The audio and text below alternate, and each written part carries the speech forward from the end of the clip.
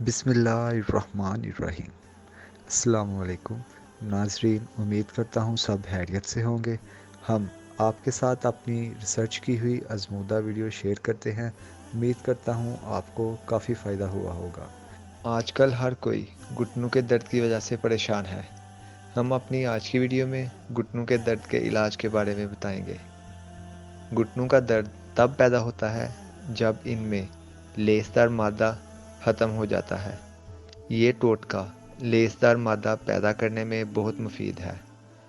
एक पाव मुसब्बर, जिसे एल्वा भी कहते हैं, पिंसार की दुकान से बासानी मिल जाता है।